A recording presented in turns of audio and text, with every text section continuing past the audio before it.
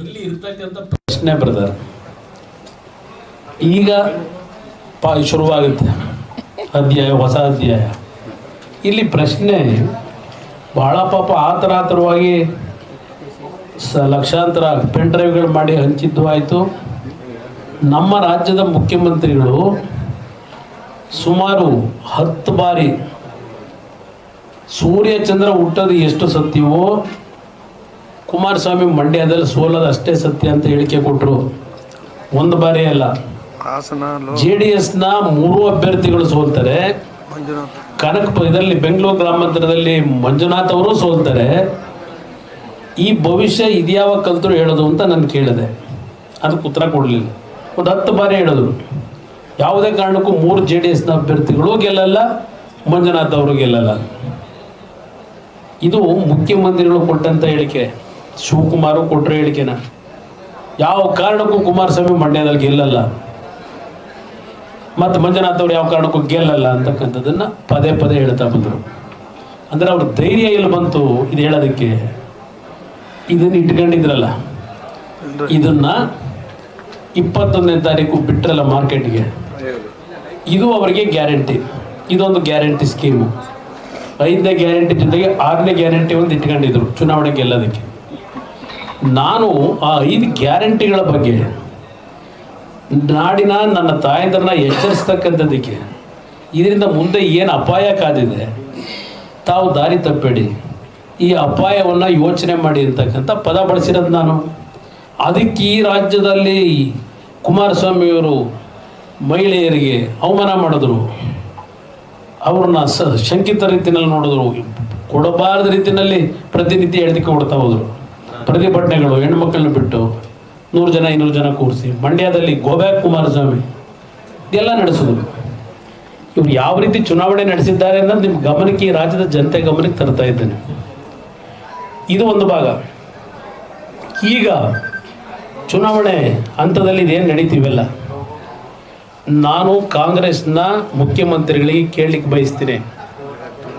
ನೀವೊಬ್ಬರು ಅಡ್ವೊಕೇಟರ್ ಇದ್ದೀರಿ, ಬಹುಶಃ ನೀವು ನನ್ನ ಚುನಾವಣೆಯಲ್ಲಿ ಸೋಲ್ತಕ್ಕಂಥ ವಿಷಯವನ್ನೇನು ಪ್ರಿಡಿಕ್ಷನ್ ಕೊಟ್ಟಿದ್ದೀರಿ. ಈಗ ಕಾರ್ತಿಕ್ ಅಂತಕ್ಕಂಥವನು ರೇವಣ್ಣ ಅವ್ರ ಮನೇಲಿ ಡ್ರೈವರ್ ಆಗಿದ್ದವನೇ. ಅವ್ರ ಮನೆಯಲ್ಲಿ ಬಹುಶಃ 8 ವರ್ಷದಿದ್ದೋ ಗೊತ್ತಿಲ್ಲ ನನಗೆ ಎಷ್ಟು ವರ್ಷ ಇದ್ದ ಅಂತೇಳಿ. ಅವ್ರ ಮನೇಲಿ ಕೆಲಸ ಮಾಡ್ತಾ ಇದ್ದಂಥದ್ದು ಮಾಹಿತಿ ನನಗೀಗ ಬಂದಿದೆ. ಇನ್ನೊಂದು ನೆನ್ನೆ ಒಂದು ಕಂಪ್ಲೇಂಟ್ ಕೊಡಿಸ್ಕೊಂಡಿದ್ದಾರಲ್ಲ, ಆ ಹೆಣ್ಮಗಳು ಸ್ವಲ್ಪ ಅವ್ರ ಮನೆಯಲ್ಲೇ ಕೆಲಸ ಮಾಡ್ತಿದ್ದಂಥ ಹೆಣ್ಮಗಳು ಅಂತಕ್ಕಂಥದ್ದು ಬಂದಿದೆ. ಮನೆ ಬಿಟ್ಟು 5 ವರ್ಷ ಆಗಿದೆ. ಅದು ಯಾತಕ್ಕೆ ಮನೆ ಬಿಟ್ಟ, ಇವನು ಡ್ರೈವರು, ಇವರು, ಅದೆಲ್ಲ ಮುಂದೆ ತನಿಖೆಯಲ್ಲಿ ಬರಲಿ, ಅದು ಎಲ್ಲ ಬರುತ್ತೆ.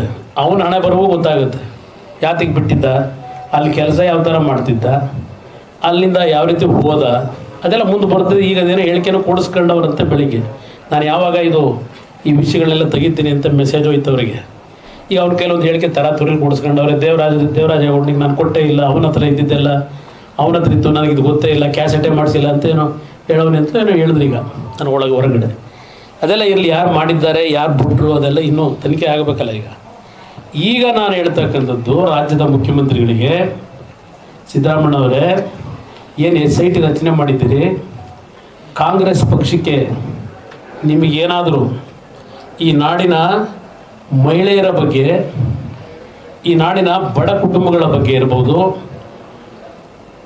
ಗೌರವ ಅಂತಕ್ಕಂಥದ್ದಿದ್ರೆ ಕಿಂಚಿತ್ತು ನಿಮಗೆ, ದಯವಿಟ್ಟು ಈ ಬಿಡುಗಡೆ ಮಾಡಿದ್ದಾರಲ್ಲ ಪೆನ್ ಡ್ರೈವ್ಗಳನ್ನ, ಲಕ್ಷಾಂತರ ಪೆನ್ ಡ್ರೈವ್ಗಳನ್ನು ಸೋಷಿಯಲ್ ಮೀಡಿಯಾಗೆ ಬಿಡುಗಡೆ ಮಾಡಿದ್ದಾರಲ್ಲ, ಇದೆಲ್ಲ ಮಾಹಿತಿಗಳನ್ನು, ಆ ಹೆಣ್ಣುಮಕ್ಳು ಏನು ಅನ್ಯಾಯ ಮಾಡಿದರು, ಹೆಣ್ಮಕ್ಳು ಏನು ಅನ್ಯಾಯ ಮಾಡಿದರು. ಇಲ್ಲಿ ನಾನು ಯಾವುದೇ ಕಾರಣಕ್ಕೂ ಪ್ರಜ್ವಲ್ ರೇವಣ್ಣ ಅವರನ್ನು ವಹಿಸ್ಕೊಳ್ತಕ್ಕಂಥ ಪ್ರಶ್ನೆ ಇಲ್ಲ. ಭಾಳ ಸ್ಪಷ್ಟವಾಗಿ ಹೇಳ್ತೇನೆ, ಅವನು ತಪ್ಪು ಮಾಡಿದರೆ ಆ ತಪ್ಪಿಗೆ ತಲೆ ಬಾಗಲೇಬೇಕು ಅವನು. ನಾನು ಭಾಳ ಸ್ಪಷ್ಟವಾಗಿ ಹೇಳ್ತಾ ಇದ್ದೇನೆ. ಸಿದ್ದರಾಮಯ್ಯನವರೇ, ನಿಮ್ಮ SITನಲ್ಲಿ ತನಿಖೆ ಮಾಡೋಕ್ಕೆ ಆದೇಶ ಮಾಡಿದ್ದೀರಿ, ಒಪ್ಕೋತೀನಿ. ಇದ್ರ ಜೊತೆಗೆ ಈ ಹೆಣ್ಣು ಮಕ್ಕಳ ಮುಖಗಳನ್ನು ಹಾಕಿ, ಅದೇನೋ 2000 ಇದೆಯಂತಲ್ಲ ಇನ್ನೂ ಕ್ಯಾಸೆಟ್ಗಳು, ಎಲ್ಲಿ ಇದನ್ನೆಲ್ಲ ಯಾವ ಫ್ಯಾಕ್ಟ್ರಿಲಿ ತಯಾರು ಮಾಡಿದ್ರಿ 2000 ಈ ಕ್ಯಾಸೆಟ್ಗಳನ್ನು? ಅವರು ಅಕಸ್ಮಾತ್ ಏನಾದರೂ ಪ್ರಜ್ವಲ್ ಅವರೇ ಅದರಲ್ಲಿ ಇನ್ವಾಲ್ವ್ ಆಗಿದ್ದರೆ 2000 ಅಂದರೆ ಎಷ್ಟು ವರ್ಷಗಳು ಪಾಪ ಅದೇ ಕೆಲಸದಲ್ಲಿರಬೇಕು. ಅವರು MP ಆಗಿದ್ದು 5 ವರ್ಷ, ಅವ್ರು MP ಕೆಲಸನೇ ಮಾಡಿಲ್ಲ. ಅಲ್ಲಿಗೆ 2000 ಕೇಸು ಇದರೊಳಗೆ ಇನ್ವಾಲ್ವ್ ಆಗಿದೆ ಅಂದರೆ ಆ 2000 ಕುಟುಂಬದ ಹೆಣ್ಣುಮಕ್ಕಳು ನೀವೇನೇನು ಪ್ರಿಪೇರ್ ಮಾಡ್ತಾ ಇದ್ದೀರೋ ಗೊತ್ತಿಲ್ಲ ನನಗೆ. ಆ ಕುಟುಂಬಗಳಿಗೆ ರಕ್ಷಣೆ ಕೊಡೋರು ಯಾರು? ಆ ಹೆಣ್ಣುಮಕ್ಳಿಗೆ ರಕ್ಷಣೆ ಕೊಡೋರು ಯಾರು? 4 ಕೂಡ ಹಲವಾರು ಸುಪ್ರೀಂ ಕೋರ್ಟ್ ಜಡ್ಜ್ಮೆಂಟ್ಗಳಿದೆ. ಅವರ ಪ್ರೈವಸಿ ಅಂತಕ್ಕಂಥದ್ದು ಏನಿದೆ, ಯಾವುದೇ ಒಬ್ಬ ವ್ಯಕ್ತಿಯ ಪ್ರೈವಸಿಗೆ ಧಕ್ಕೆ ಬರ್ತಕ್ಕಂಥದ್ದು, ಧಕ್ಕೆ ಉಂಟು ಮಾಡ್ತಕ್ಕಂಥದ್ದು, ಅವರ ಪ್ರೈವಸಿಯ ಆ್ಯಕ್ಟಿವಿಟೀಸ್ನ ಸಾರ್ವಜನಿಕವಾಗಿ ಪ್ರಕಟ ಮಾಡ್ತಕ್ಕಂಥದ್ದು, ಇದನ್ನು ಮಾಡಿದಾಗ ಯಾವ ರೀತಿಯ ಸೆಕ್ಷನ್ ಮೇಲೆ ಆ್ಯಕ್ಷನ್ ಆಗಬೇಕಾಗ್ತದೆ? ನಿಮ್ಮ SIT ಮುಖಾಂತರ 21ನೇ ತಾರೀಕಿನ ನಿಮ್ಮ ಪೆನ್ ಡ್ರೈವು ಸೋಷಿಯಲ್ ಮೀಡಿಯಾಗಳಲ್ಲಿ ಇದರೆಲ್ಲದರಲ್ಲೂ ಬಂತಲ್ಲ. ಜೊತೆಗೆ ನಿಮ್ಮ ಕಾಂಗ್ರೆಸ್ ಪುಡಾರಿಗಳು ಪಾಪ ಹೆಣ್ಣುಮಕ್ಕಳಿಗೆ ಹೇಳ್ತೀನಿ, ತಾಯಂದ್ರ, ಕಾಂಗ್ರೆಸ್ನ ನಾರಿಮಣಿಗಳೇ, ತಾಯಂದ್ರ, ಮೊದಲು ನೀವು ಪ್ರತಿಭಟನೆ ಮಾಡಬೇಕಾದ್ದು ದೇವೇಗೌಡರ ಮನೆ ಹತ್ರ ಅಲ್ಲ, ಕುಮಾರಸ್ವಾಮಿ ಮನೆ ಹತ್ರ ಅಲ್ಲ. ಕಾಂಗ್ರೆಸ್ನ ತಾಯಂದ್ರಿಗೆ ಹೇಳ್ತೀನಿ ನಾನು, ಮೊದಲು ಮಾಡಬೇಕಾಗಿರೋದು ನಿಮ್ಮ ಮಹಾನ್ ನಾಯಕ ಇದ್ದಾನಲ್ಲ ಅವನ ಮನೆ ಮುಂದೆ. ಇಲ್ಲ ನಿಮ್ಮ ಸರ್ಕಾರ ನಡೆಸ್ತಿರೋದು ನಾನು ನಡೆಸ್ತಾ ಇದ್ದೀನ? ಸರ್ಕಾರ ಮಾಡ್ತಿರೋದು ನಾನು ಮಾಡ್ತೀನೋ ಸಿದ್ದರಾಮಯ್ಯ ಮಾಡ್ತಾ ಇದ್ದಾರೋ? ಇದ್ರ ಸತ್ಯಾಸತ್ಯತೆ ಬಗ್ಗೆ ನೀವು ಪ್ರತಿಭಟನೆ ಮಾಡಬೇಕು ಅಂದರೆ ನಿಮ್ಮ ಕಾಂಗ್ರೆಸ್ ನಾಯಕರ ಮನೆ ಮುಂದೆ ಮಾಡಿ, ನನ್ನ ಮನೆ ಮುಂದೆ ಯಾಕೆ ಬರ್ತೀರಿ? ದೇವೇಗೌಡರ ಹೆಸರು ಯಾಕೆ ತರ್ತೀರಿ? ಯಾರೋ ಒಬ್ಬ ಇಂಡಿವಿಜುವಲ್ ವ್ಯಕ್ತಿ ಮಾಡ್ಕೊಳ್ಳೋದಕ್ಕೆ ದೇವೇಗೌಡರ ಕಾರಣನಾ? ನರೇಂದ್ರ ಮೋದಿಯವ್ರ ಕಾರಣನಾ? ಸಿದ್ದರಾಮಯ್ಯನವರೇ, ನಾನು ಮುಂದೆ ಬರ್ತೀನಿ, ಇವತ್ತು ಹೇಳಲ್ಲ, ಮುಂದೆ ಬರ್ತೀನಿ, ಇನ್ನೂ ಸಮಯ ಇದೆ. ನಿಮ್ಮ ಕುಟುಂಬದಲ್ಲಿ ನಡೀತಲ್ಲ ಒಂದು ದುರ್ಘಟನೆ, ಅದನ್ನು ನಾನು ಬಳಕೆ ಮಾಡೋಕ್ಕೆ ಹೋಗಲ್ಲ. ಈಗ ನಿಮ್ಮ ಕುಟುಂಬದಲ್ಲಿ ನಡೆದಂಥ ದುರ್ಘಟನೆ ನಾನು ಇದಕ್ಕೆ ಬಳಕೆ ಮಾಡ್ಕೊಳ್ಳಿಕ್ಕೆ ಹೋಗಲ್ಲ.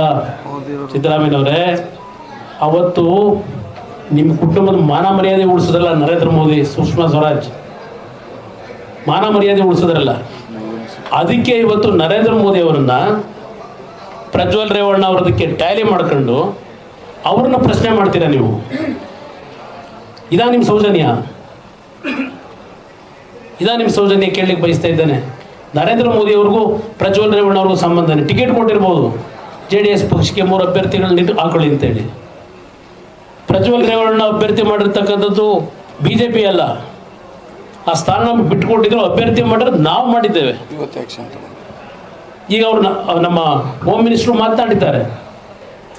ನಾನು ನೆನ್ನೆನೇ ಹೋಮ್ ಮಿನಿಸ್ಟ್ರಿಗೆ, BJP ಅಧ್ಯಕ್ಷರಿಗೆ ಇಲ್ಲಿ ನಡೀತಿರ್ತಕ್ಕಂಥ ಎಲ್ಲ ಘಟನೆಗಳ ವರದಿಯನ್ನು ಕೊಟ್ಟಿದ್ದೇನೆ. ಅವರು ಎಲ್ಲ ರೀತಿಯ ಘಟನೆಗಳನ್ನು ತರಿಸ್ಕೊಂಡಿದ್ದಾರೆ. ಅವರ ತೀರ್ಮಾನ ಏನು ಅಂತಕ್ಕಂಥದ್ದು ಇವತ್ತು ಗೌಹಾತಿಲಾಗಲಿ ಹೇಳಿಕೆ ಕೊಟ್ಟಿದ್ದಾರೆ. ಸಿದ್ದರಾಮಯ್ಯನವರೇ, ಕಾಂಗ್ರೆಸ್ನ ಎಲ್ಲ ನಮ್ಮ ತಾಯಂದ್ರಿಗೆ ಹೇಳಲಿಕ್ಕೆ ಬಯಸ್ತೀನಿ, ಏನು BJP ಏನು ಮಾಡ್ತಾರೆ? BJP ಏನು ಉತ್ತರ ಕೊಡ್ತಾರೆ? ನಿಮ್ಮ ಪಕ್ಷದಲ್ಲಿ ಏನೇನು ಘಟನೆಗಳು ನಡೆದವೆ ಅದು ಯಾವುದೂ ನಾವು ಕೆದಕಲಿಲ್ಲ. ಅಸ್ಸಾಮಲ್ಲಿ ಜೈಲ್ಗೆ ಹಾಕೋರು, ಅಸ್ಸಾಮಲ್ಲಿ ಕೆದಕಲಿಲ್ಲ, ನಾವು ಫೇಕ್ ಕೆದಕಲಿಲ್ಲ. ನಾವು ಯಾವುದೋ ವಿಷಯಗಳು ಕೆದಕಿಲ್ಲ. ಇನ್ನು ಅದು ನಮ್ಗೆ ಅವಶ್ಯಕತೆನೂ ಇಲ್ಲ, ಅದರ ಅವಶ್ಯಕತೆ ಇಲ್ಲ. ನಾವು ಹೆಣ್ಣು ಮಕ್ಕಳನ್ನ ಮುಂದೆ ಬಿಟ್ಟು ಅವ್ರನ್ನ ದುರುಪಯೋಗ ಪಡಿಸ್ಕೊಂಡು ಇದನ್ನು ರಾಜಕೀಯಕ್ಕೆ ಬಳಕೆ ನಮ್ಮ ಜೀವನದಲ್ಲಿ ದೇವೇಗೌಡರು ಎಂದೂ ಮಾಡಿಲ್ಲ, ನಾವು ಮುಂದೇನೂ ಮಾಡಲ್ಲ. ಭಾಳ ಸ್ಪಷ್ಟವಾಗಿ ಹೇಳ್ತಾ ಇದ್ದೇನೆ. ಎದುರಿಸ್ತೀವಿ, ಧೈರ್ಯವಾಗಿ ತಯಾರಾಗಿದ್ದೇವೆ, ಎದುರು ಓಡೋಗಲ್ಲ. ಇಂಥ ನೀಚತನದ ರಾಜಕಾರಣ, ಆ ಹೆಣ್ಣು ಮಕ್ಕಳ ಬಾಳನ್ನು ಹಾಳು ಮಾಡ್ತಿರೋದು ನೀವೆಲ್ಲ. ಯಾರಾದರೂ ಆತ್ಮಹತ್ಯೆಗೆ ಶರಣಾದರೆ ಇವತ್ತು ಆ ಫೋಟೋಗಳೇನು ರಿಲೀಸ್ ಮಾಡಿದ್ದೀರಿ, ಆ ಹೆಣ್ಣು ಮಕ್ಕಳಿಗೆ ಏನಾದರೂ ಹೆಚ್ಚು ಕಡಿಮೆ ಆದರೆ ಸರ್ಕಾರ ಜವಾಬ್ದಾರಿ ತೆಗೆದುಕೋಬೇಕು. ಇವತ್ತು ಸರ್ಕಾರದ ಹೊಣೆ ಇಲ್ಲಿ. ಪಾಪ 5 ದಿವಸದಿಂದ ಏನೋ ಕೊರೋನಾ ಇರಬೇಕು ಇಲ್ಲ, ಇಲ್ಲಿ ಹೇಳ್ಬೇಕು, ಸಂತ್ರಸ್ತೆಯರ ಪತ್ತೆ ಕಾರ್ಯವೇ ತಲೆನೋವಂತೆ. ಪಾಪ SIT ಅವರಿಗೆ ಸಂತ್ರಸ್ತೆಯರ ಪತ್ತೆ ಕಾರ್ಯವೇ ತಲೆನೋವು. ಯಾರು ಮುಂದೆ ಬರ್ತಿಲ್ವಂತೆ. ಒಂದು ವೇಳೆ ಅವರು ನಿರಾಕರಿಸಿದರೆ ಯಾರಿಗೂ ಬಲವಂತ ಮಾಡುವಂತಿಲ್ಲ. ಹೇಳಿಕೆ ನೀಡಿದರೆ ಸಾಕ್ಷ್ಯಗಳನ್ನಾಗಿ ಪರಿಗಣಿಸಬಹುದು ಎಂದು ಮೂಲಗಳು ತಿಳಿಸಿವೆ. ಇವತ್ತು ಇದು ಒಂದು ಭಾಗ. ಇನ್ನು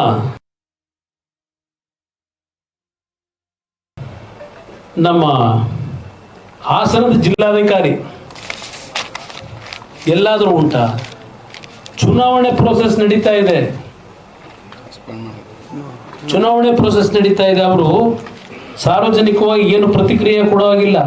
ಕೋಡ್ ಆಫ್ ಕಂಡಕ್ಟ್ ಮುಗ್ದಿಲ್ಲ. ಕೋಡ್ ಆಫ್ ಕಂಡಕ್ಟ್ ಮುಗಿದಿಲ್ಲ. ಇಲ್ಲಿ ಹೇಳಿಕೆ ಕೊಡ್ತಾರೆ, ಪಾಪದ ಕೊಡ ತುಂಬಿದಾಗ ಎಲ್ಲವೂ ಹೊರ ಚೆಲ್ಲಲೇಬೇಕು. ನೊಂದವರು ದೂರು ನೀಡಿದರೆ ರಕ್ಷಣೆ.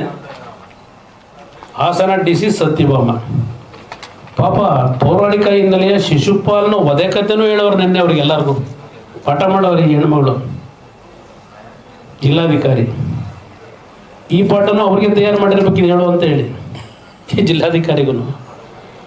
ಆಮೇಲೆ ಅವರು ಎಲ್ಲ ಈ ಕತೆ ಹೇಳಿದ ಮೇಲೆ ನನಗಿದು ಯಾವುದು ಮೊದಲು ಗೊತ್ತಿರಲಿಲ್ಲ, ಈಗ ನನಗೆ ಗೊತ್ತಾಗಿದೆ ಅಂತ ಹೇಳ್ತಾರೆ. ಅದು ಬೇಕಾದ್ರೆ ವಿಡಿಯೋ ಕ್ಲಿಪ್ಪಿಂಗ್ಸ್ ಹಾಕ್ತೀನಿ. ಆ ಹೆಣ್ಣುಮಗಳೇನು ಜಿಲ್ಲಾಧಿಕಾರಿ ಕೊಟ್ಟಿದ್ದಾರೆ. ಈ ಜಿಲ್ಲಾಧಿಕಾರಿ ಕರ್ತವ್ಯ ಏನು? ಪಾಪದ ಕೂಡ ತುಂಬಿದೆಯಂತೆ. ಕೃಷ್ಣ ಪಾಪ ಶಿಶುಪಾಲಿಗೆ 100 ಬಾರಿ ಕ್ಷಮಿಸಿ 101ನೇ ಬಾರಿ ಶಿಕ್ಷೆ ಕೊಟ್ಟನಂತೆ. Who are you to decide this incident? ನೀನೇನು ನ್ಯಾಯಾಧೀಶನ? ಯಾವಾಗ ನೀನು ಈ ಒಂದು ತೀರ್ಮಾನ ತಗೊಂಡಿದೀಯಾ? ಈ ಹೆಣ್ಣು ಮಗಳಿಗೆ ಕೇಳಲಿಕ್ಕೆ ಬಯಸ್ತಾ ಇದ್ದೇನೆ. DC ನಿನ್ನ ಕೆಲಸ ಏನು?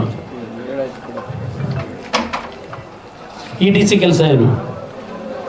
ಇಲ್ಲಿ ರಾಜಣ್ಣ ಸಂತ್ರಸ್ತರಿಗೆ ಬೆದರಿಕೆ ಇದ್ದರೆ ಭದ್ರತೆ ಕೊಡಲು ಸರ್ಕಾರ ಸಿದ್ಧ. ರಾಜಣ್ಣಂದು ಈ ಕಡೆ ಜಿಲ್ಲಾ ಉಸ್ತುವಾರಿ ಸಚಿವ. ಅದಿರಲಿ, ಅವೆಲ್ಲ ಮುಂದೆ ಬರೋಣ. ಕಿಡ್ನಾಪಿಂಗ್ದು ಅವೆಲ್ಲ ಭಾಳ ಇದ್ದಾವೆ, ಚರ್ಚೆ ಮಾಡೋಣ. ಏನು ಎಲ್ಲೂ ಹೋಗಲ್ಲ. ಪಾಪ ಕರೆದವ್ರು ಅವರು, ನಮ್ಮ ಉಪಮುಖ್ಯಮಂತ್ರಿಗಳು ಕರೆದವ್ರೆ. ಎಲ್ಲೂ ಹೋಗಲ್ಲ. ಮುಖ್ಯಮಂತ್ರಿ ಉಪಮುಖ್ಯಮಂತ್ರಿಗಳು ಹೇಳ್ತೀನಿ. ಇಲ್ಲಿ ಇದು ಒಂದು ಭಾಗ. ಆ DCಗೆ ನಿಮಗೇನಾದ್ರು ಸಿದ್ದರಾಮಯ್ಯ ಮಾನ ಮರ್ಯಾದೆ ಇದ್ದರೆ, ಅಡ್ಮಿನಿಸ್ಟ್ರೇಷನ್ ತಿಳುವಳಿಕೆ ಇದ್ದರೆ, ಸಾಮಾನ್ಯ ಪರಿಜ್ಞಾನ, ಆ DC ಹೇಳಿಕೆ ಮೇಲೆ ಏನು ಆ್ಯಕ್ಷನ್ ತಗೋತೀರಿ? ಯಾರು ಅವ್ರಿಗೆ ಪವರ್ ಕೊಟ್ಟಿರೋದು ತೀರ್ಮಾನ ತಗೊಳ್ಳಿಕ್ಕೆ? She is only recommendatory body. ಯಾರಾದರೂ ಕಂಪ್ಲೇಂಟ್ ಕೊಟ್ಟರೆ ಸರ್ಕಾರಕ್ಕೆ. ಇದು ಒಂದು ಭಾಗ. ಇಲ್ಲಿ ಪಾಪ ಏನು ಪ್ರಿಯಾಂಕಾ ಗಾಂಧಿ ಅವರು ಇವತ್ತು ನರೇಂದ್ರ ಮೋದಿ ಅವ್ರನ್ನ ಪ್ರಶ್ನೆ ಮಾಡೋರೆ. ಅವರು ಸಹ ಮಾಂಗಲ್ಯ ಭಾಗ್ಯ ಇದರ ಬಗ್ಗೆ ಎಲ್ಲ ಏನು ಮಲ್ಲಿಕಾರ್ಜುನ್ ಖರ್ಗೆ ಅವರು, ಪ್ರಿಯಾಂಕಾ ಗಾಂಧಿ ಪಾಪ ಅವ್ರ ಕೈಲೊಂದು ಮೊಬೈಲ್ ಫೋನು ಇಟ್ಕೊಂಡವ್ರೆ ಪ್ರಿಯಾಂಕಾ ಗಾಂಧಿ. ಅದನ್ನು ನೋಡ್ಕೊಂಡು ಮಲ್ಲಿಕಾರ್ಜುನ್ ಖರ್ಗೆ ಅವರು ಕೇಕೆ ಹಾಕೊಂಡು ನಗ್ತಾವ್ರಿ. ಈ ಫೋಟೋದಲ್ಲಿ ಕೇಕೆ ಹಾಕೊಂಡು ನಗ್ತಾವ್ರೆ.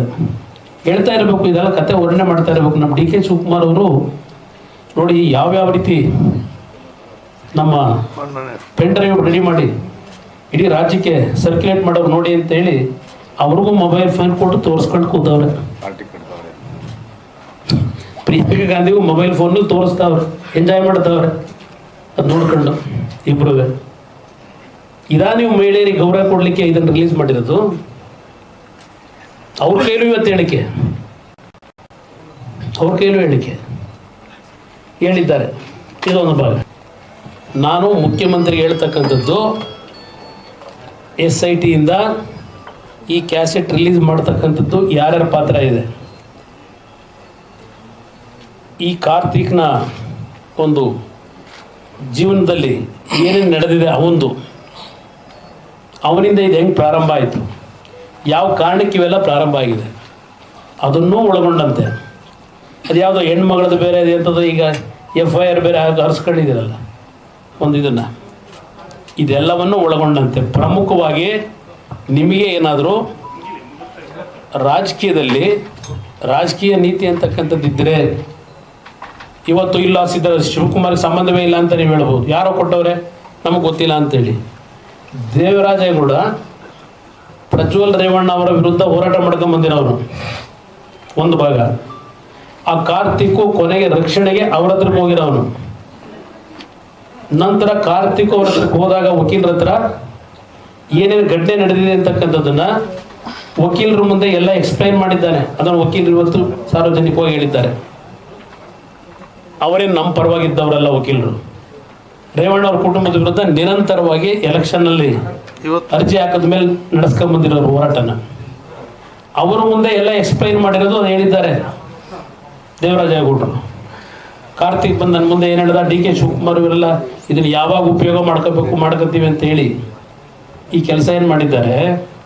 ನಿಮಗೆ ಏನಾದರೂ ಕನಿಷ್ಠ ಆ ಅಧಿಕಾರದ ಕೆಲಸವನ್ನು ನಿರ್ವಹಣೆ ಮಾಡಬೇಕಾದ್ರೆ ಭಗವಂತನ ಹೆಸರಿನಲ್ಲಿ ಪ್ರಮಾಣ ಮಾಡಿ ಪ್ರಮಾಣ ವಚನ ಸ್ವೀಕಾರ ಮಾಡಿರ್ತಕ್ಕಂಥದ್ದೇನಿದೆ ಅವನು ನೋಡ್ತಾನೆ.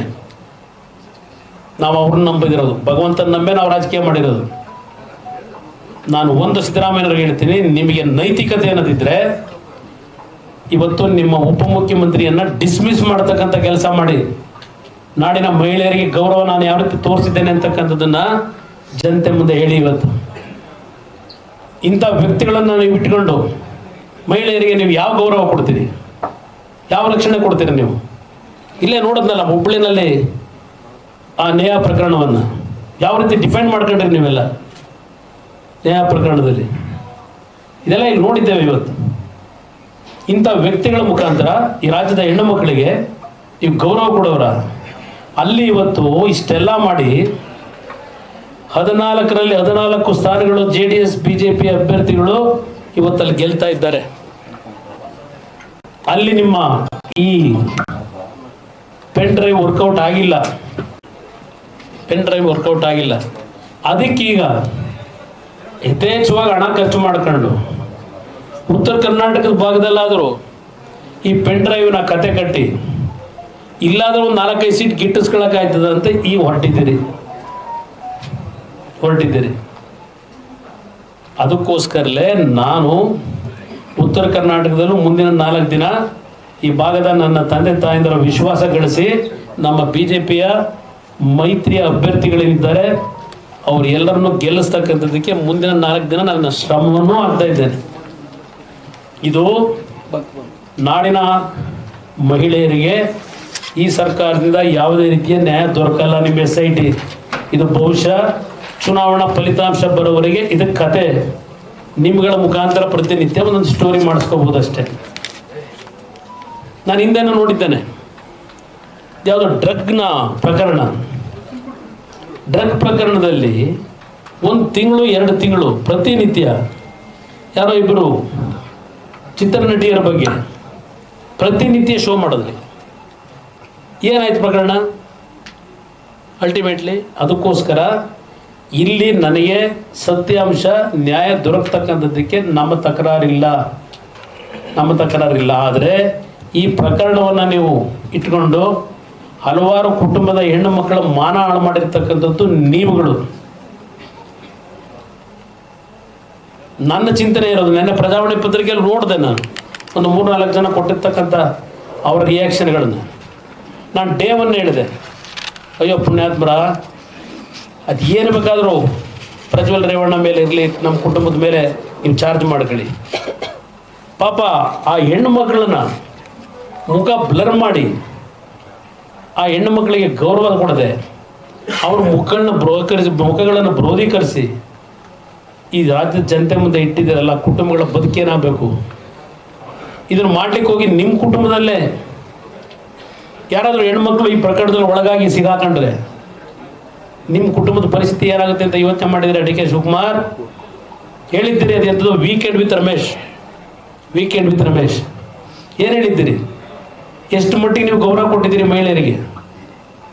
ಹೇಳಿದ್ದೀರಿ ವೀಕೆಂಡ್ ವಿತ್ ರಮೇಶ್ನಲ್ಲಿ ಎತ್ತ ತಾಯಿ, ಮದುವೆ ಆದಂಥ ಹೆಂಡತಿ, ಜನರಾದಂಥ ಹೆಣ್ಣು ಮಗಳು, ಈ 3 ಜನಗಳ ಮೇಲೂ ಅವರಲ್ಲಿ ಯೌವನ ಅನ್ನೋದಿದ್ದಾಗ ನಾವು ಎಚ್ಚರಿಕೆಯಿಂದ ಅವರ ಮೇಲೆ ಒಂದು ಕಣ್ಣಿಟ್ಟಿರಬೇಕು ಅಂತ ಹೇಳ್ತಕ್ಕಂಥ ಇಂಥ ನೀಚ ಮನಸ್ಸಿನ ವಿಕೃತ ಮನೋಭಾವದ DK ಶಿವಕುಮಾರ್ ಎತ್ತ ತಾಯಿನ ಬಗ್ಗೆ ಆ ಯೌವನವನ್ನ ಇವತ್ತು ಇದ್ದಾಗ ಯಾವ ರೀತಿ ಅವ್ರ ಬಗ್ಗೆ ಒಂದು ಕಣ್ಣಿಟ್ಟಿರಬೇಕು ಅಂತ ಹೇಳ್ತಕ್ಕಂಥ ಇಂಥ ನೀಚ ನೀನು ಇವತ್ತು ನಾಡಿನ ಹೆಣ್ಣು ಮಕ್ಕಳಿಗೆ ಗೌರವ ಕೊಡ್ತೀಯ? ಈ ರಾಜ್ಯದ ಹೆಣ್ಣು ಮಕ್ಕಳ ರಕ್ಷಣೆ ಮಾಡ್ತೀಯ? ನಾನು ಏಕವಚನದಾಗ ಮಾತನಾಡಬಾರದು. ಇವತ್ತು ಆ ಹೆಣ್ಣು ಮಕ್ಕಳನ್ನ ಬೀದಿಗೆ ತಂದು ನಿಲ್ಲಿಸಿದೆಯಲ್ಲ, ಭಗವಂತ ಒಳ್ಳೇದು ಮಾಡ್ತಾನೆ. ಪ್ರಜ್ವಲ್ ರೇವಣ್ಣ ಅವ್ರು ತಪ್ಪಿದ್ರೆ ಹ್ಯಾಂಗ್ ಮಾಡಿ, ನಾನು ಬೆಂಬಲ ಕೊಡೋದಿಲ್ಲ.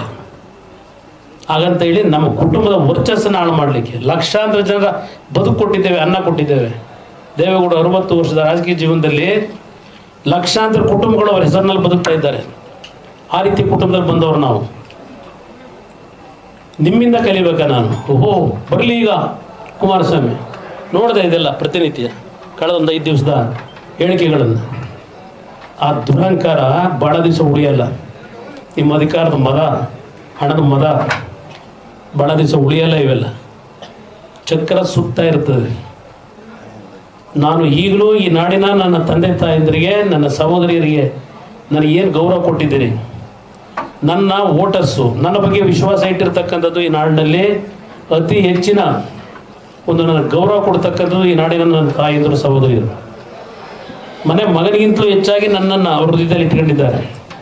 ಅಂಥ ತಾಯಂದಿರುಗಳಿಗೆ, ಅಂಥ ಸಹೋದರಿಯರಿಗೆ ನಾನು ದ್ರೋಹ ಮಾಡೋನಲ್ಲ. ಇದು ಬಹಳ ಸ್ಪಷ್ಟವಾಗಿ ಹೇಳ್ತಾ ಇದ್ದೇನೆ. ಮುಖ್ಯಮಂತ್ರಿಗಳಿಗೆ ನಿಮಗೆ ಕನಿಷ್ಠ ಕೃತಜ್ಞತೆ ಏನಾದಿದ್ರೆ, ನರೇಂದ್ರ ಮೋದಿ ಅವರು ನಿಮ್ಮ ಮಾನ ಉಳಿಸಿದ್ದಾರೆ, ಅವರ ಹೆಸರನ್ನ ತರಬೇಡಿ ನೀವು. ಇದಕ್ಕೆ ನಾವು ನೀವು ಹೋರಾಟ ಮಾಡೋಣ. ಅವ್ರನ್ನ ಹೆಸರನ್ನ ತರ್ತೀನಿ, ನರೇಂದ್ರ ಮೋದಿ ಹೆಸರನ್ನ. ಕನಿಷ್ಠ ಸೌಜನ್ಯ ಇದ್ದರೆ ನಿಮಗೆ, ಅವರು ಅವತ್ತು ಯಾವ ರೀತಿ ನಿಮ್ಮ ಗೌರವ ಉಳಿಸಿದ್ದಾರೆ ನಿಮ್ಮ ಕುಟುಂಬದ್ದು, ಅದನ್ನು ನೆನೆಸ್ಕೊಳ್ಳಿ ನೀವು. ದೇವೇಗೌಡರನ್ನ ನಮ್ಮನ್ನು ನೆನೆಸ್ಕೋಬೇಕಾಗಿಲ್ಲ.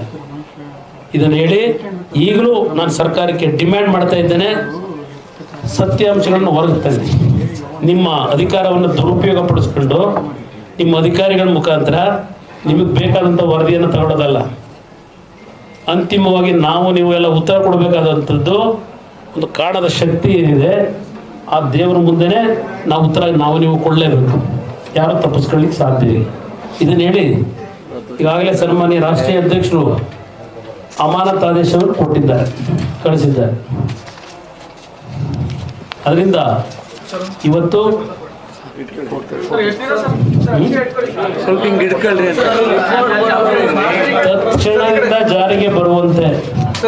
ತತ್ಕ್ಷಣದಿಂದ ಜಾರಿಗೆ ಬರುವಂತೆ ಅಮಾನತುಗೊಳಿಸಿದ್ದಾರೆ. ಇಲ್ಲಿ ಎಷ್ಟು ದಿನ ಅಂತಕ್ಕಂಥದ್ದು ಇಲ್ಲ. ಇಲ್ಲಿ ಅದು ಬರೋದಿಲ್ಲ, ಎಷ್ಟು ದಿನ ಅನ್ನೋದು ಬರಲ್ಲ. ಅಮಾನತ್ ಇದಿಷ್ಟೇ ನಮ್ಮ ಕರ್ತವ್ಯ, ನಾವು ನಿರ್ವಹಿಸಿದ್ದೇವೆ. ಇವತ್ತು ಮುಖ್ಯಮಂತ್ರಿಗಳಿಗೆ ಅದು ಕನಿಷ್ಠ ಆ ಮಾನ ಮರ್ಯಾದೆಯನ್ನು ಉಳಿಸ್ಕೋಬೇಕು ಅನ್ನೋದಿದ್ರೆ ನೀವು ಸೇರ್ಕೊಂಡಿದ್ದೀರಿ. ಇದರಲ್ಲಿ ಗೊತ್ತಿದೆ ನನಗೆ. ಈ ಕ್ಯಾಸೆಟ್ ಬಿಡುಗಡೆಯಲ್ಲಿ ನೀವು ಸೇರಿದ್ದೀರಿ.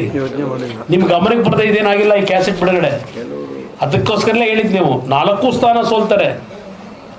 ಮಂಜುನಾಥನು ಒಳಗೊಂಡಂತೆ JDS 3 ಸ್ಥಾನವೂ ಸೋಲ್ತದೆ ಅಂತಕ್ಕಂಥದ್ದನ್ನ ಪದೇ ಪದೇ ಮುಖ್ಯಮಂತ್ರಿಗಳು ನೀವು ಹೇಳಲಿಕ್ಕೆ ಕಾರಣ, ನಿಮ್ಮ ಉಪಮುಖ್ಯಮಂತ್ರಿ ನೀವು ಸೇರಿ ಅದೇ ಅಂಥದ್ದು ಪಾಪ ಇಬ್ಬರು, ಆ ಕಡೆ ಒಬ್ಬರು ಈ ಕಡೆ ಒಬ್ಬರು ಕೂತ್ಕೊಂಡು ಇಂಟರ್ವ್ಯೂ ಬೇರೆ ಮಾಡಿದ್ರಿ. ಎಷ್ಟು ಸೀಟ್ ಬರ್ಬೋದು, ನಾವೆಲ್ಲ ಅಷ್ಟು ಮಾಡಿದ್ದೀವಿ, ಅಷ್ಟು ಬರುತ್ತೆ ಎಲ್ಲ ನೋಡಿದೆ. ಅದನ್ನು ಇಂಟರ್ವ್ಯೂ ನಿಮ್ಮದು ನೋಡಿದ್ದೇನೆ. ನೋಡೋಣ, ನಾವು ಹೆದರ್ಕೊಂಡು ಹೋಗಲ್ಲ, ಫೇಸ್ ಮಾಡ್ತೀವಿ. ನಿಮ್ಮ ಥರ ಹೇಡಿಗಳು ಅಲ್ಲ, ಅದೇನೋ ರಣ ಹೇಡಿ ಅಂತ ಹೇಳೋರಲ್ಲ ನಮ್ಮ ಮಾನ ಸ್ನೇಹಿತರು, ಮಾನ್ ನಾಯಕರು. ರಣ ಹೇಡಿ ಆಗ್ಲಿಕ್ಕೆ ಸಾಧ್ಯ ಇಲ್ಲ. ಯುದ್ಧ ಭೂಮಿಗೆ ಹೋರಾಟ ಹೇಗೆ ಮಾಡಬೇಕು ಅನ್ನೋದು ಕಲ್ತಿದ್ದೇವೆ. ನನ್ನ ಕಾರ್ಯಕರ್ತರು ಕಲಿಸಿದ್ದಾರೆ, ನನ್ನ ಕಾರ್ಯಕರ್ತರು ಶಕ್ತಿಯುತವಾಗಿದ್ದಾರೆ. ಒಂದು ಎಚ್ಚರಿಕೆಯನ್ನು ಕೊಡ್ತೇನೆ, ಇನ್ನು ಮುಂದಕ್ಕೆ ನಿಮ್ಮ ಕಾರ್ಯಕರ್ತರನ್ನ ಬಿಟ್ಟು ದುಡ್ಡು ಕೊಟ್ಟೋ ಮಗದು ಮಾಡಿ ಆ ಒಂದು ಕಾರ್ಯಕರ್ತಗಳ ಮುಖಾಂತರ ಪ್ರತಿಭಟನೆ ಮಾಡಿ ನಮ್ಮನ್ನು ಎದುರಿಸ್ತೀನಿ ಅಂತ ತಿಳ್ಕೊಂಡಿದ್ರೆ, ನಾಳೆ ಬೆಳಗ್ಗೆ ನನ್ನ ಕಾರ್ಯಕರ್ತರಿಗೆ ನಾನು ಒಂದು ಕರೆ ಕೊಟ್ಟರೆ ನೀವು ಬೀದಿನ ಓಡಾಡ್ಲಿಕ್ಕೆ ಆಗೋದಿಲ್ಲ. ತಯಾರಾಗಿದ್ದೇನೆ. ಅದಕ್ಕೆ ನಾನು ಕಾನೂನನ್ನ ನಾವು ಕೈಗೆ ಎತ್ಕೋಬಾರ್ದು ಅಂತ ಮೌನಕ್ಕೆ ಶರಣಾಗಿದ್ದೇವೆ. ಸ್ವಲ್ಪ ಎಚ್ಚರಿಕೆಯಿಂದ ಕೆಲಸ ಮಾಡಿ. ಮೊದಲು ಸತ್ಯಾಂಶಗಳು ಹೊರಗಡಿ. ನಿಮ್ಮ ಕಾರ್ಯಕರ್ತರು ಬಿಟ್ಟು ರಸ್ತೆಯಲ್ಲಿ ಪ್ರತಿಭಟನೆ ಮಾಡೋದಲ್ಲ, ಬೆಂಕಿ ಹಾಕಿ ಅದೆಂದು ಸುಡೋದು, ಪ್ರತಿಕೃತಿ ದಾನ.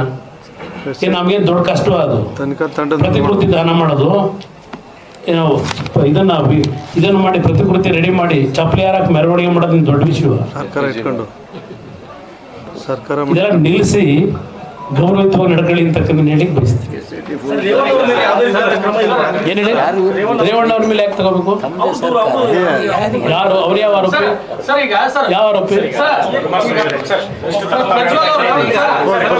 ವಿಡಿಯೋ ಬಿಡುಗಡೆ ಮಾಡಿದ್ದೆ ತಪ್ಪ ಅಂತ ಹೇಳಿದ್ರೆ ವಿಡಿಯೋನ ಸ್ವತಃ ಪ್ರಜ್ವಲ್ ಅವರೇ ಮಾಡಿದಂತ ಆರೋಪ ಅದು ತಪ್ಪ. ಯಾವುದು? ತನಿಖೆ ಮಾಡ್ಲಿ ಅಂತ ಹೇಳಿರೋದು. ಪ್ರಜ್ವಲ್ ಅವರು ತಪ್ಪು ಮಾಡಿದ್ದಾರೋ ಇನ್ಯಾರು ಮಾಡಿದ್ದಾರೆ ಅದು ತನಿಖೆಯಿಂದ ಹೊರಗೆ ಬರಬೇಕು. ಅಲ್ಲಿವರೆಗೂ ಅವರು ಆರೋಪಿ ಅಷ್ಟೇ. ಅವರು ಮಾಡ್ಲಿ ಅಂತ ಹೇಳಿರೋದು, ತನಿಖೆ ಮಾಡ್ಲಿ ಅಂತ ಹೇಳಿರೋದು. ಹೆಣ್ಮಕ್ಳ ಭಾವನೆಗಳ ವಿಚಾರ ಹೇಳ್ತಾ ಇದ್ರಿ. ರೆಕಾರ್ಡ್ ಮಾಡಿದಂತವನ ಮನಸ್ಥಿತಿ ಬಗ್ಗೆ ನೀವು ಕ್ರಮ ಆಗಬೇಕು. ತಪ್ಪು ಮಾಡಿದ್ರು ಒಂದು ನಿಮಿಷ ಅದಕ್ಕೆ ನಮ್ಮ ಕೇಳಿ ಇವತ್ತು ಆ ವಿಕೃತಿ ಮನೋಭಾವದವರು ಈ ಭೂಮಿನಲ್ಲಿ ಅಂತವರು ಇದ್ದಾರೆ. ವಿಕೃತಿ ಮನೋಭಾವದವರು ಇವತ್ತು ಅದು ಉತ್ತರ ನಾವು ಕೊಡಕ್ಕಾಗಲ್ಲ. ಭಗವಂತ ಅವನು ಸೃಷ್ಟಿ ಮಾಡಿ ಒಬ್ಬೊಬ್ಬರದ್ದು ಒಂದೊಂದು ನೇಚರ್ ಇರ್ತದೆ. ಈ 5 ಬೆರಳು ಸಮ ಇದೆಯಾ? 5 ಬೆರಳು ಒಂದೊಂದು ಇರ್ತಕ್ಕಂಥದ್ದು. ಇಲ್ಲಿ ವಿಕೃತಿ ಮನೋಭಾವ ಇರ್ತಕ್ಕಂಥದ್ದು ಏನಿದೆ ಆ ವಿಕೃತಿ ಮನೋಭಾವದಲ್ಲಿ ಯಾರು ಪಾಲ್ದಾರಿದ್ದಾರೆ ಅದನ್ನೇ ಆಕ್ಷನ್ ತಗೊಳ್ಳಿ ಅಂತ ಹೇಳ್ತಾ ಇರೋದು ನಾನು. ಯಾರಿಗೂ ನಾವು ರಾಜ್ಯ ಒಳಗಾಗಲ್ಲ ಅಂತ ವಿಕೃತಿ ಮನೋಭಾವದವ್ರ ಬಗ್ಗೆ ಸರ್ಕಾರ ತೀರ್ಮಾನ ಮಾಡೋದಕ್ಕೆ ನನ್ನ ಅಬ್ಜೆಕ್ಷನ್ ಇಲ್ಲ, ಮಾಡಲೇಬೇಕು ನನ್ನ ಒತ್ತಡ. ಆದರೆ ಈ ಪ್ರಕರಣದಲ್ಲಿ ಸರ್ಕಾರ ನೇರವಾಗಿ ಪಾತ್ರ ಏನಿದೆ ಇದರಲ್ಲಿ ಆ ಅಡ್ವೊಕೇಟ್ ಹೇಳಿದಂಥ ರೀತಿಯಲ್ಲಿ ಇಲ್ಲಿ ಡೆಪ್ಟಿ CM ಅಂತಕ್ಕಂಥದ್ದು ಬಂದುಬಿಟ್ಟಿದೆ. ಇಲ್ಲಿ ಪ್ರಜ್ವಲ್ ಅಂತಕ್ಕಂಥದ್ದು ನೀವೇ ತಂದಿದ್ದೀರಿ, ಅದರ ಮೇಲೆ ತನಿಖೆಗೆ ಆದೇಶ ಮಾಡಿದ್ದೀರಿ. ಅಲ್ಲಿ ಡೆಪ್ಟಿ CM ಅಂತಕ್ಕಂಥದ್ದು ನಾವು ಹೇಳ್ತಿಲ್ಲ, ಅಪಾದನೆ ಒಬ್ಬ ವಕೀಲರು ಅವ್ರ ಪರವಾಗಿರ್ತಕ್ಕಂಥ ಯಾರು ಕಾರ್ತಿಕ್ ಇದ್ದಾನೆ ಅವ್ರ ವಕೀಲರ ಹೇಳಿಕೆ ಇದು. ಹಾಗಿದ್ರೆ ಅವ್ರ ಮೇಲೆ ತನಿಖೆ ಆಗ್ಬೇಕು ಬೇಡವೋ?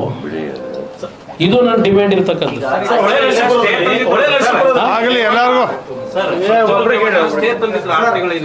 ಹೌದು, ನನ್ನ ಗಮನಕ್ಕೆ ಗೊತ್ತಿಲ್ಲ. ನಾನು ಕೋರ್ಟಲ್ಲಿ ಬಂದಿರೋದೇ ಗೊತ್ತಿಲ್ಲ, ನಮಗೆ ಕೋರ್ಟ್ಗೆ ಹೋಗಿರೋದು ಗೊತ್ತಿಲ್ಲ. ಈಗ ನಮ್ಮ ಕುಟುಂಬ ಅಂದರೆ ದಯವಿಟ್ಟು ಅರ್ಥ ಮಾಡ್ಕೊಳ್ಳಿ. ನೀವು ದೇವೇಗೌಡರ ಕುಟುಂಬ ಅಂದರೆ ನಮ್ಮಲ್ಲಿ ಇರ್ತಕ್ಕಂಥ ಎಲ್ಲರನ್ನೂ ಒಂದೇ ಇದಕ್ಕೆ ಸೇರಿಸಬಾರ್ದು. ಒಂದೇ ನಿಮಿಷ. ನನ್ನ ಕುಟುಂಬ ಅಂದರೆ ನಮ್ಮ ವ್ಯವಹಾರಗಳಿರ್ತಕ್ಕಂಥದ್ದು ಎಲ್ಲ ರೀತಿಯಲ್ಲಿ ನಮ್ಮ ಪರ್ಸನಲ್ ವ್ಯವಹಾರಗಳು ನನಗೆ, ನನ್ನ ಹೆಂಡತಿಗೆ, ನನ್ನ ಮಗನಿಗೆ, ನನ್ನ ಸೊಸೆಗೆ, ನನ್ನ ಮೊಮ್ಮಗನಿಗೆ ಅವ್ರ ವ್ಯವಹಾರ ಇರೋದು. ಅಲ್ಲಿ ಅವರು, ಅವ್ರ ಹೆಂಡತಿ, ಅವರಿಬ್ಬರು ಮಕ್ಕಳು ಅವ್ರಿಗೆ ಸೇರ್ಕೊಂಡಿರೋದು. ನಾನು ಕೇಳಿ ಒಂದೇ ನಿಮಿಷ, ನಾನು ಏನು ನೀವು ಹೇಳಿದ ಅರ್ಥ ಆಯ್ತು, ನಾನು ಅದಕ್ಕೆ ಉತ್ತರ ಕೊಡ್ತಾ ಇದ್ದೀನಿ ಕೇಳಿ. ಹಾಸನಿಗೆ ನಾನು ಹೋಗಿದ್ದೆ, ಚುನಾವಣೆಗಿಂತ ಮುಂಚೆ ನಮ್ಮ ಕಾರ್ಯಕರ್ತ ಸಭೆನೂ ಮಾಡಿದೆ. ಅಲ್ಲಿ ಚುನಾವಣೆಯಲ್ಲಿ ನನಗೆ ಬಂದಂಥದ್ದು ಹಿರಿಯವರನ್ನು ಗೌರವಯುತವಾಗಿ ನಡ್ಕೊಳ್ಳಲ್ಲ, ಮಾತಾಡ್ಸಲ್ಲ. ಕೆಲವು ವಿಷಯದಲ್ಲಿ ಸ್ವಲ್ಪ ಚಿಕ್ಕ ವಯಸ್ಸು, ಆ ಹಿರಿಯರ ಜೊತೆ ಕಾರ್ಯಕರ್ತರ ಜೊತೆ ಸರಿಯಾದ ರೀತಿ ಅವನ ನಡವಳಿಕೆ ಇಲ್ಲ ಅಂತಕ್ಕಂಥದ್ದು ಬಂತು. ನನ್ನ ಈ ವಿಷಯಗಳು ಬರಲಿಲ್ಲ, ನನಗೆ ಈ ವಿಷಯಗಳು ಬಂದಿಲ್ಲ. ನಾನು ಅದಕ್ಕೆ ಹೇಳಿದ್ದಲ್ಲಿ ನೀವು ಬೆಳೆಸಿರ್ತಕ್ಕಂಥ ನಿಮ್ಮ ಮನೆಯ ಮಕ್ಕಳು, ನಿಮ್ಮ ಕುಟುಂಬದಲ್ಲಿ ಯಾರಾದರೂ ಮಕ್ಕಳು ತಪ್ಪುದಾರಿಗೆ ಹೋದಾಗ ಅವ್ರನ್ನ ತಿತ್ಕೊಳ್ಳಿಕ್ಕೆ ಒಂದು ಅವಕಾಶ ಕೊಡ್ತೀರಿ. ಅದೇ ರೀತಿಯಲ್ಲಿ ಇವನು ಗುರು ಹಿರಿಯರಿಗೆ, ಪಕ್ಷದ ಕಾರ್ಯಕರ್ತರಿಗೆ ಸರಿಯಾದ ರೀತಿ ಗೌರವ ಕೊಟ್ಟಿಲ್ಲ ಅಂತಕ್ಕಂಥದ್ದೇನಿದೆ, ತಿತ್ಕೊಳ್ಳಿಕ್ಕೆ ಒಂದು ಅವಕಾಶ ಕೊಡಿ ಅಂತಕ್ಕಂಥ ಮನವಿ ಮಾಡಿದ್ದೇನೆ. ನಾನು ಅದರ ಹಿಂದೆ ಸರಿಯಲ್ಲ, ಈಗಲೂ ಹೇಳ್ತೇನೆ. ಈಗ ನಮಗೇನು ಗಮನಕ್ಕೆ ಬಂದಿದೆ, ನನಗೆ ಜವಾಬ್ದಾರಿ ಇಲ್ಲ. ಅವರ ಮಗನ ವಿಷಯದಲ್ಲಿ ರೇವಣ್ಣನ ಜವಾಬ್ದಾರಿ ಇರೋದು, ನಂದಲ್ಲ. ಆದರೂ ಸಮಾಜದಲ್ಲಿ ಇವತ್ತು ಯಾರೇ ವ್ಯಕ್ತಿ ಇರಲಿ, ಈಗ ನಾನು ಯಾತಕ್ಕೆ ನನ್ನ ಮುಂದೆ ಯಾರೋ ಒಬ್ಬ ಕಾಮನ್ ಮ್ಯಾನ್, ನಾನು CM ಇದ್ದಾಗ 2006 ಬೆಳಗ್ಗೆ 6 ಗಂಟೆಗೆ ಬರ್ತಾನೆ, ಲಾಟ್ರಿ ವ್ಯಾಮೋಹಕ್ಕೊಳಗಾಗಿ ಮನೆ ಮಟ್ಟದಲ್ಲಿ ಇದ್ದಂಥ ಮನೆ ಆಸ್ತಿ ಕಳ್ಕೊಂಡು 2 ಲಕ್ಷ ಸಾಲ ಮಾಡ್ಕೊಂಡಿದ್ದೀನಿ. ಯಾತಕ್ಕೆ ರಾಜ್ಯದಲ್ಲಿ ಅವತ್ತು ನಾನು ಸಂಪೂರ್ಣವಾಗಿ ಲಾಟ್ರಿ ನಿಷೇಧ ಮಾಡಿದೆ? ನನ್ನ ಗಮನಕ್ಕೆ ಬಂದಿದ್ರೆ ಅವತ್ತೇ ಸರಿ ಮಾಡುವೆ. ಇದನ್ನು ನನ್ನ ಗಮನಕ್ಕೆ ಬಂದಿಲ್ಲ. ಇದು ಸಭೆ ಇದೆ, ದಯವಿಟ್ಟು ಸಭೆ ಇದೆ, ಸಭೆ ಇದೆ. ಕೇಳಲಿ ಇರೋಣ. ನೀವು ಹಲವು ಬಾರಿ ನೀವು ಹೇಳಿದ್ರಿ, ನೀವು ದಾರಿ ತಪ್ಪಿದಾಗ ನಮ್ಮನ್ನ ಕುಟುಂಬದವರು ದಾರಿ ತೆಗೆದುಕೊಂಡು ಅವನಿಗೆ ಯಾರು ದಾರಿ ತರಲಿಲ್ವ? ಹಾಗಾದ್ರೆ ಅದು ಅವ್ರನ್ನ ಕೇಳಿ, ನಾನು ಕೇಳಿ ನಾನೇನು ಹೇಳಿ? ಅವ್ರನ್ನ ಕೇಳಬೇಕಲ್ವಾ? ಅವ್ರನ್ನ ಕೇಳಬೇಕು. ನೀವು ಹೇಳ್ತಾನೆ ಬಂದಿದ್ರಿ, ನನ್ನ ಸಾಕಷ್ಟು ಪೆನ್ ಡ್ರೈವ್ಗಳಿದಾವೆ ಅಂತ ಹೇಳಿ ಹಿಟ್ ಅಂಡ್ ರನ್ ಮಾಡ್ತಾರೆ ಅಂತ ತಮ್ಮ ಮೇಲೆ ಇದೇ ಕಾರಣಕ್ಕಾಗಿ ಆರೋಪಿಸಿದ್ರು. ಜೊತೆಗೆ ಇವತ್ತು DCM DK ಶಿವಕುಮಾರ್ ಅವರಿಗೆ ಸುದ್ದಿಗೋಷ್ಠಿ ನಡೆಸಿ ಮಾತಾಡ್ತಾ ಇದ್ದಾರೆ. ಅವರು ಕೂಡ ಹೇಳಿದ್ದಾರೆ ವಿಧಾನಸೌಧದ ಮುಂದೆ ಪೆನ್ ಡ್ರೈವ್ ತೋರಿಸಿದ್ ನಾನು ಆ ಪೆನ್ ಡ್ರೈವ್ ಇಡೋಣಂತೆ, ನಾನು ಇಡ್ತೀನಿ, ಸಾರ್ವಜನಿಕವಾಗಿ ಇಡ್ತೀನಿ, ಇಡೋಣಂತ ಕೇಳಿದಾರಲ್ಲ ಈಗ. ಅದರಲ್ಲಿ ಏನ್ ವಿಷಯ ಇದೆ? ನಾನು ಇವೆಲ್ಲ ಅಶ್ಲೀಲದ್ದಿಲ್ಲ, ಇವರ ಭ್ರಷ್ಟಾಚಾರ ಇದೆಯಲ್ಲ, ಇವ್ರ ಭ್ರಷ್ಟಾಚಾರಗಳು ಹೆಂಗೆ ನಡೀತವೆ ಅನ್ನೋದಿದೆ. ಒಬ್ಬೊಬ್ಬರು ಕೇಳಿ, ಒಬ್ಬೊಬ್ಬರು ಕೇಳಿ. ಮರು ಹೇಳಿಕೆಯನ್ನ ಕೊಟ್ಟಿದ್ದಾರೆ. ನೀವು ರಾಜ್ಯವ್ಯಾಪ್ತಿ ಕರೆ ಕೊಡ್ತಾರೆ ಕೊಡ್ರಿ, ನಾನು ಕಾಯ್ತಾ ಇದ್ದೀನಿ. ಆಯ್ತು, ನೀವು ಜಾರ್ಕೊಳ್ತಾ ಇದ್ದೀರಿ ನಮ್ಮ ಕುಟುಂಬ ಅಲ್ಲ ಅಂತ DK ಶಿವಕುಮಾರ್ ಅವರು ಹೇಳ್ತಾರೆ. ಅಯ್ಯಾರಾಮ ಏನ್ ಜಾರ್ಕೊಂಡಿದ್ದೀನಿ, ಏನ್ ಜಾರ್ಕೊಂಡಿದ್ದೀನಿ? ನಾನು ಓಪನ್ ಆಗಿ ಹೇಳಿದ್ದೀನಲ್ಲ, ಆಕ್ಷನ್ ನಡೀತಾ ಇರುವಾಗ ಇವೆಲ್ಲ ಚರ್ಚೆ ಮಾಡಕ್ಕಾಯ್ತದೆ. ಆಕ್ಷನ್ ತಗೊಂಡಿದೀವಲ್ಲ. ಅಲ್ಲ, ನಮ್ಮ ಕುಟುಂಬದ ಹೇಳಿಕೆ. ಹೌದು, ಇವತ್ತು ಎಲ್ಲಿಯವರೆಗೆ ಮೆಜಾರಿಟಿ ಬಂದಿರಲ್ಲ, ಯಾವ ಒಂದು ಕುಟುಂಬದಲ್ಲಿ ತಂದೆ ತಾಯಿ ಆ ತಂದೆ ತಾಯಿ ಕುಟುಂಬಕ್ಕೆ ಸೇರಿದವರು ಮಸ್ತಲ್ಲಿ ಇರ್ತಾರೆ. ಮೆಜಾರಿಟಿ ಬಂದ ನಂತರ ಅದು ಅವರವ್ರು ಇಂಡಿಪೆಂಡೆಂಟ್ ಆಗಿರೋದು.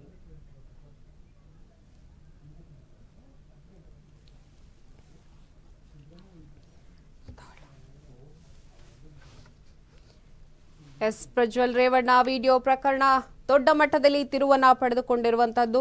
ಹಾಗೇನೆ ಇದಕ್ಕೆ ಸಂಬಂಧಪಟ್ಟಂತೆ ಇದೀಗ ಕುಮಾರಸ್ವಾಮಿ ಅವರು ಮಾಧ್ಯಮಗಳಿಗೆ ಪ್ರತಿಕ್ರಿಯೆಯನ್ನ ಕೊಟ್ಟಿದ್ದಾರೆ. ಸಾಕಷ್ಟು ವಿಚಾರಗಳ ಬಗ್ಗೆ ಮಾಹಿತಿಯನ್ನ ಕೊಟ್ಟಿದ್ದಾರೆ. ಹಾಗೆ ಕಾಂಗ್ರೆಸ್ ನಾಯಕರ ವಿರುದ್ಧ ಹರಿಹಾಯ್ದಿದ್ದಾರೆ. ಪ್ರಮುಖವಾಗಿ ಇಲ್ಲಿ DKಶಿ ಅವರಿಗೆ ಹಲವಾರು ಪ್ರಶ್ನೆಗಳನ್ನ ಮಾಡಿದ್ದಾರೆ. ಇದರ ಜೊತೆಗೆ PM ಮೋದಿಗೆ ಟಾಂಗ್ ಕೊಟ್ಟಿರುವಂತಹ ವಿಚಾರ ಇರಬಹುದು.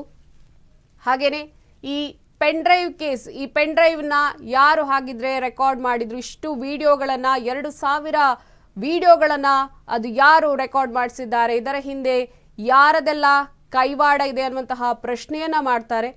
ಒಬ್ಬ ಸಾಮಾನ್ಯ ವ್ಯಕ್ತಿ ಇಂತಹ ಒಂದು ಕೆಲಸವನ್ನ ಮಾಡೋದಕ್ಕೆ ಸಾಧ್ಯ ಇಲ್ಲ. ಇದರ ಹಿಂದೆ ಒಂದಷ್ಟು ನಾಯಕರು ದೊಡ್ಡ ಮಟ್ಟದಲ್ಲಿ ಕೆಲವನ್ನ ಮಾಡಿದ್ದಾರೆ. ಅದರಲ್ಲೂ ಪ್ರಮುಖವಾಗಿ DKಶಿ ಅವರಿಗೆ ಹಲವಾರು ಪ್ರಶ್ನೆಗಳನ್ನ ಮುಂದಿಟ್ಟಿದ್ದಾರೆ. ಇಂತಹ ಪ್ರಕರಣಕ್ಕೆ ತಾವು ಉತ್ತರವನ್ನ ಕೊಡಬೇಕು, ಮೋದಿಯವರನ್ನ ಯಾವುದೇ ರೀತಿಗೂ ಈ ವಿಚಾರದಲ್ಲಿ ಅವರ ಹೆಸರು ಬರಕೂಡದು ಅನ್ನುವಂತಹ ವಿಚಾರವನ್ನ ಹೇಳ್ತಾರೆ.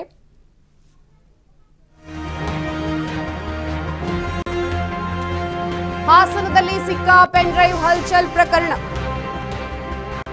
ಕೊನೆಗೂ ಮೌನ ಮುರಿದ JDS ಮುಖಂಡರು. JDS ಸಂಸದ ಪ್ರಜ್ವಲ್ ರೇವಣ್ಣ ಅಮಾನತು. JDS ಕೋರ್ ಕಮಿಟಿಯಲ್ಲಿ ಈ ತೀರ್ಮಾನವನ್ನ ಕೈಗೊಳ್ಳಲಾಗಿದೆ. ಕೋರ್ ಕಮಿಟಿ ಅಧ್ಯಕ್ಷ GT ದೇವೇಗೌಡ ಆದೇಶವನ್ನ ಕೂಡ ಹೊರಡಿಸಿದ್ದಾರೆ. SIT ತನಿಖೆಗೆ ನಮ್ಮ ಪಕ್ಷದಿಂದ ಸ್ವಾಗತವಿದೆ. ಸದ್ಯ ಪ್ರಜ್ವಲ್ ರೇವಣ್ಣ ಅವರನ್ನ ಅನರ್ಹ ಮಾಡಿದ್ದೇವೆ. ತನಿಖೆಯಲ್ಲಿ ನಿಜಾಂಶ ಇದ್ರೆ ಪಕ್ಷದಿಂದ ಸಂಪೂರ್ಣ ಉಚ್ಚಾಟನೆಯನ್ನ ಕೂಡ ಮಾಡಲಾಗುತ್ತೆ.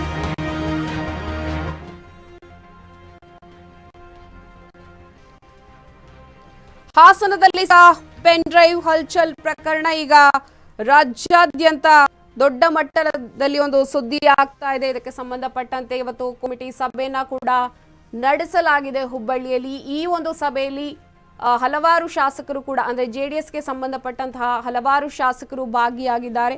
ಅದರಲ್ಲಿ ಪ್ರಮುಖವಾಗಿ ದೇವೇಗೌಡರು ಕೂಡ ಭಾಗಿಯಾಗಿದ್ರು. ದೇವೇಗೌಡರ ಅಪ್ಪಣೆಯ ಮೇರೆಗೆ ಪ್ರಜ್ವಲ್ ರೇವಣ್ಣ ಅವರನ್ನ ಅಮಾನತು ಕೂಡ ಮಾಡಲಾಗಿದೆ. ತದನಂತರ ಸೂಕ್ತ ಮಾಹಿತಿ ಅಥವಾ ಸೂಕ್ತ ಒಂದು ದಾಖಲೆ ಸಿಕ್ಕಿದ ಮೇಲೆ ಅವರನ್ನ ಪಕ್ಷದಿಂದ ಉಚ್ಚಾಟನೆ ಮಾಡಲಾಗುತ್ತೆ.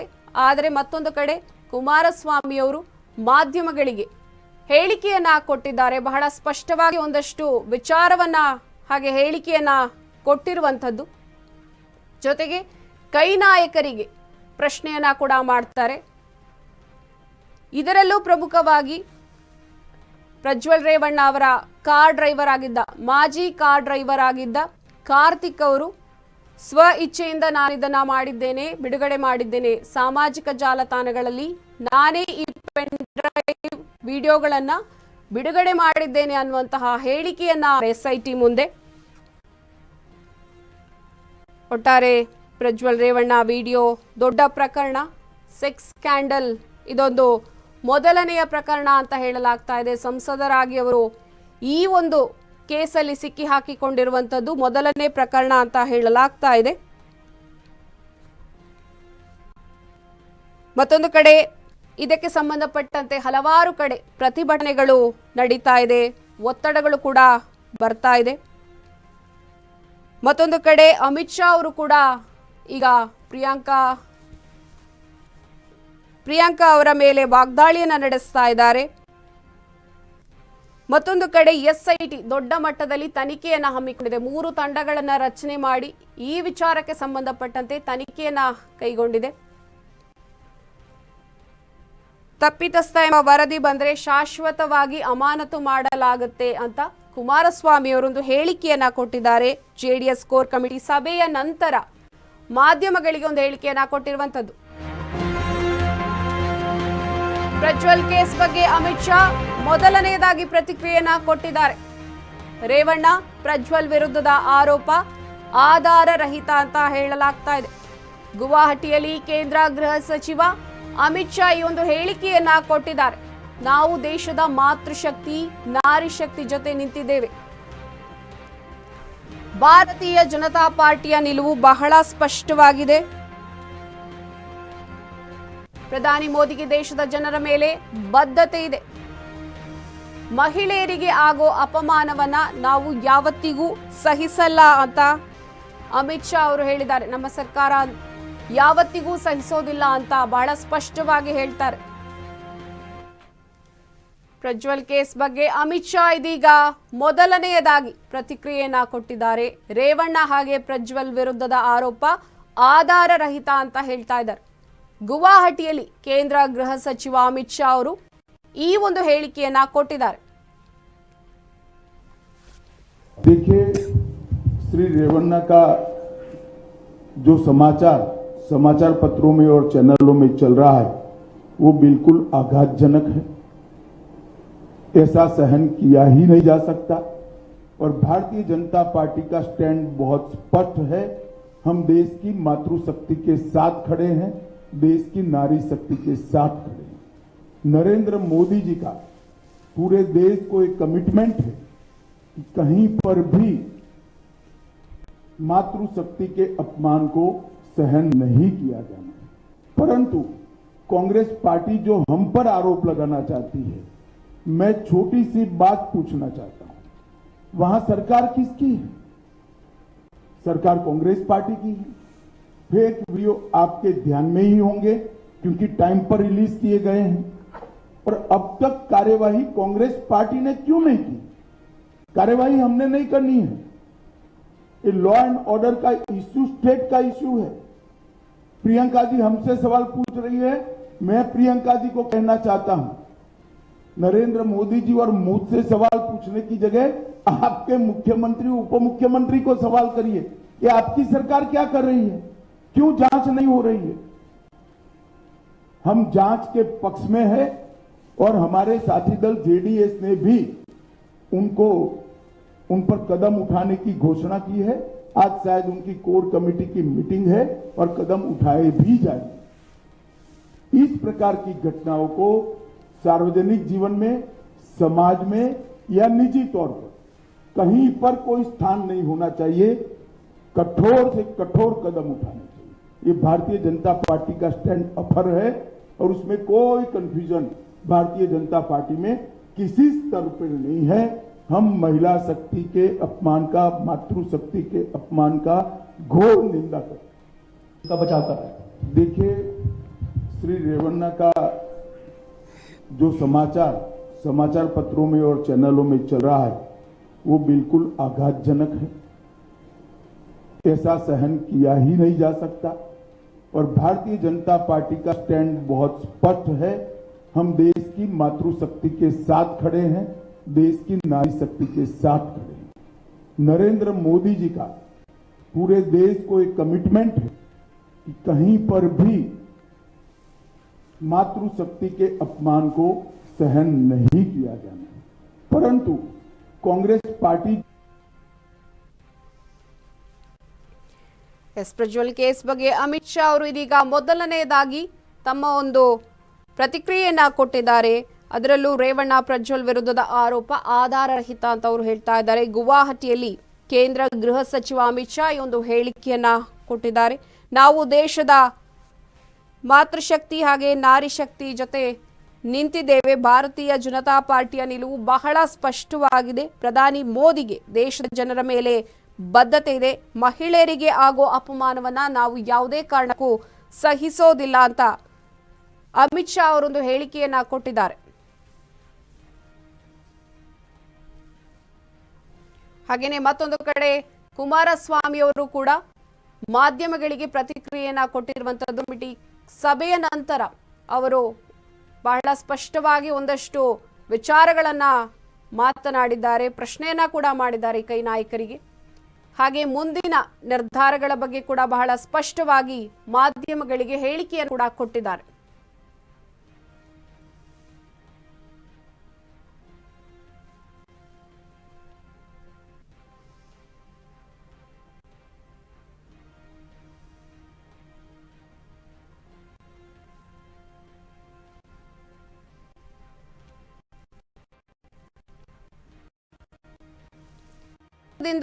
ಒಂದು ನಿರ್ಣಯವನ್ನ ತೆಗೆದುಕೊಂಡು ಕೋರ್ ಕಮಿಟಿ ಸಭೆಯಲ್ಲಿ ಒಂದು ತೀರ್ಮಾನವನ್ನ ತೆಗೆದುಕೊಂಡಿದ್ದಾರೆ.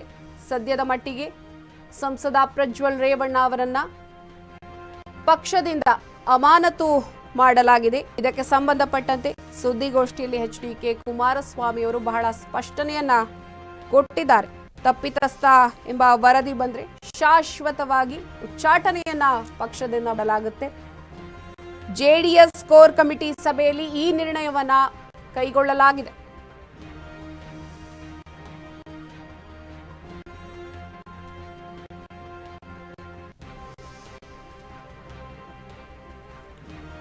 ಜೆಡಿಎಸ್ ಪಕ್ಷದಿಂದ ಇದೀಗ ಅಮಾನತು ಮಾಡಲಾಗಿದೆ.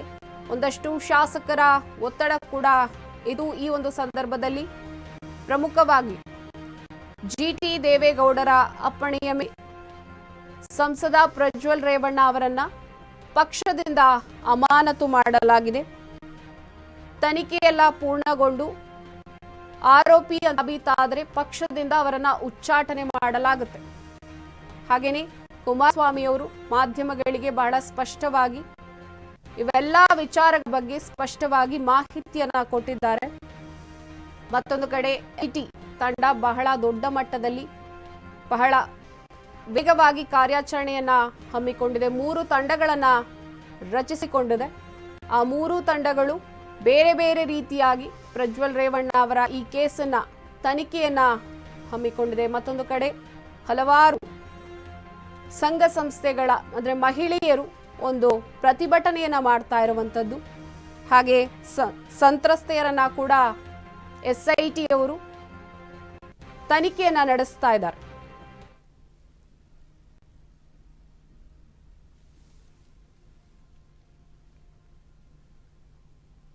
ಇದಾಗಿತ್ತು ಈವರೆಗಿನ ಅಪ್ಡೇಟ್ಸ್. ನೋಡ್ತಾ ಇರಿ ಅಶ್ವವೇಗ ನ್ಯೂಸ್, ಸತ್ಯಾನ್ವೇಷಣೆಯ ಓಟದಲ್ಲಿ. ನಮಸ್ಕಾರ.